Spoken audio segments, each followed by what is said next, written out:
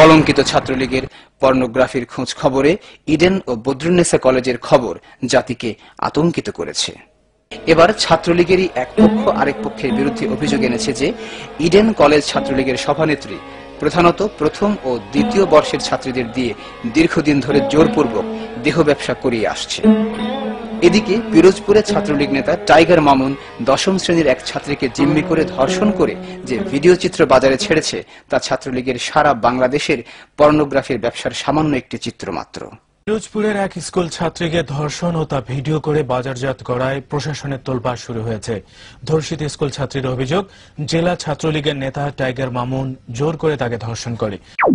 ময়মনসিংহ আনন্দমোহন কলেজের শতবর্ষ পূর্তি অনুষ্ঠানে শত শত ছাত্রীর শ্লীলতাহানির মাধ্যমে ছাত্রলীগ তাদের পশুত্বকে আবারও প্রকাশ করল।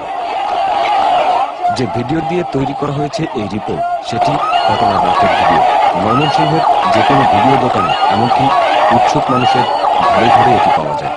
এই ভিডিও দেখেও অনেককেই চিহ্নিত করা সম্ভব, কিন্তু না তদন্ত কমিটি না পুলিশ কেউই কোনো দুষ্কৃতকারী চিহ্নিত করতে পারেনি। পহেলা বৈশাখে ঢাকা বিশ্ববিদ্যালয়ে ছাত্রলীগ কর্তৃক ছাত্রী লাঞ্ছনায় আবারও আতঙ্কিত হয়ে ওঠেন অভিভাবক সহ দেশপ্রেমিক জনগণ।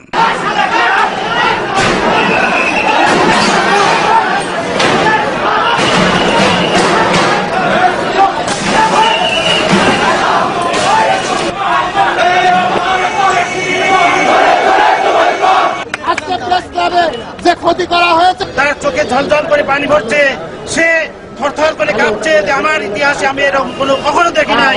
ভালো ছেলে বলে ছাত্রলীগ করলে দলের এই অবস্থা হইতো না। যদি জ্ঞান বুদ্ধি থাকতো তাহলে প্রেস ক্লাবে হামলা